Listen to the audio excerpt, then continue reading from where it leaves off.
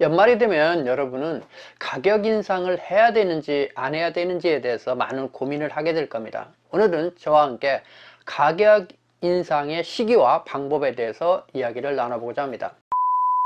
여러분이 내년을 기다리면서 보통 물가가 오르고 변화가 생겼기 때문에 가격 인상에 대해서 고민을 할 겁니다. 그 이유는 가격 인상이 없이 인플레이가 1년에 2 내지 3%가 되기 때문에 실질적으로 가격 인상이 없다고 한다면 나의 실질 소득은 줄기 때문에 그렇습니다. 그래서 실질적인 인플레이에 따라가는 것이 우리가 적당한 마케팅의 방법이기도 합니다. 그래서 오늘은 그 방법, 그 원칙에 대해서 여러분과 공부하는 것은 상당한 의미가 있다고 생각합니다. 그래서 첫 번째로 가격 인상은 언제 하면 좋은가라는 주제로 여러분과 이야기를 나눠보고자 합니다. 첫 번째 원칙은 가격 인상은 매년 하는 것을 원칙으로 하라라고 말씀을 드리고 싶습니다. 이것에 대해서 여러분이 많은 의아함이 있겠지만 여러분이 가격 인상을 그때에 적당하게 하지 않으면 어느 순간에 모아서 합니다. 그러니까 어떤 분이 최악의 경우는 그런 경우가 있었습니다. 20년 동안 제가 미용실을 하면서 가격 인상을 한 번도 안 했는데 가격 인상을 하려고 하니까 두려워요 그런단 말이에요. 그 사실 고객들이 그렇게 해서 단골화가 돼 있고 고객은 많이 확보가 돼 있는데 어떤 면에서는 20년 전 10년 전의 수익률의 요금을 받다 보니까 어려움이 계속 반복되는 거죠. 그래서 그거를 설득해 드린 적이 있습니다만은 여러분은 매년 가격 인상을 물가와 맞물려서 반영을 어떤 방법으로도 해야 됩니다.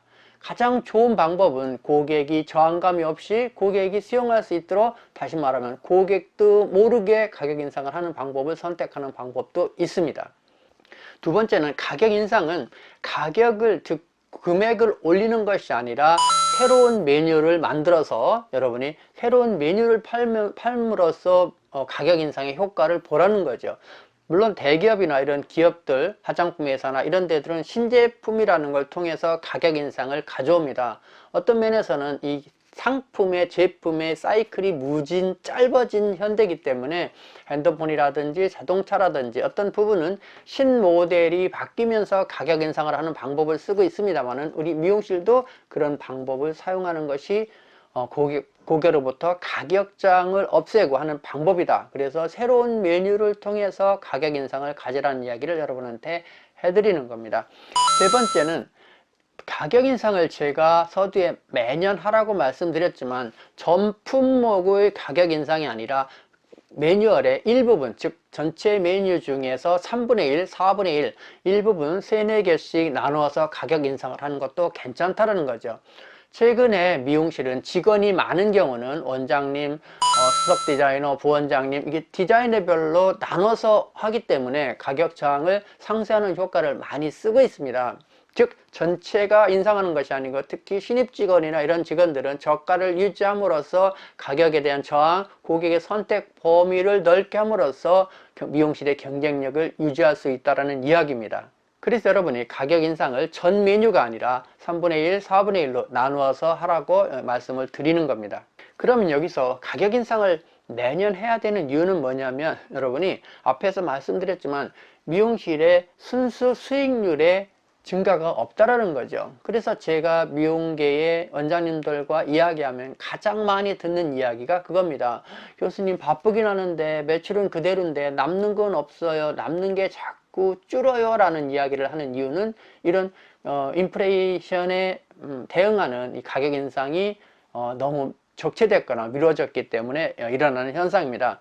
그래서 결론적으로 이야기하면 이렇게 나누어서 매년 디자이너별로 분할해서 가격 인상이 따르지 않는다고 한다면 결코 미용실은 나중에 한 번에 하게 되면 가격 저항이 크기 때문에 가격 저항 때문에 미용실이 고객이나 매출 감소가 급격히 오고 원장님들은 그런 경우에 가격을 다시 원위치 하는 최악의 경영 방법을 선택하는 경우가 의외로 있다는 거죠. 미용실에서 가장 민감한 거는 기술 마케팅도 아니고 가격입니다. 즉 가격이라는 부분은 고객의 기대에 대한 만족을 어떻게 주느냐를 결정하는 변수로 작용을 하기 때문에 여러분들이 아주 조심해서 해야 된다. 자, 그러면 이어서 여러분이 어떤 미용실은 가격 인상을 하면 안 될까라는 부분을 여러분과 이야기를 나눠보고자 합니다. 첫 번째로 미용실의 직원의 이직이 최근에 잦아서 팀워크가 깨졌거나 고객의 뭐라고 할까요? 친밀도가 약화된 경우에는 가격 인상을 조금 뒤로 미뤄야 된다라는 부분을 여러분이 감안하셔야 됩니다. 두 번째는 최근에 고객 수가 급격히 줄어요. 그런데 중요한 포인트는 여러분들 매출은 그대로입니다 라고 하시는 경우가 있어요. 그래서 어떤 부분은 매출보다도 총 고객 수의 변화에 여러분이 가격 인상을 감안하는 것이 더 실질적이고 정확한 방법일 수 있다라고 이해하시면 되겠습니다.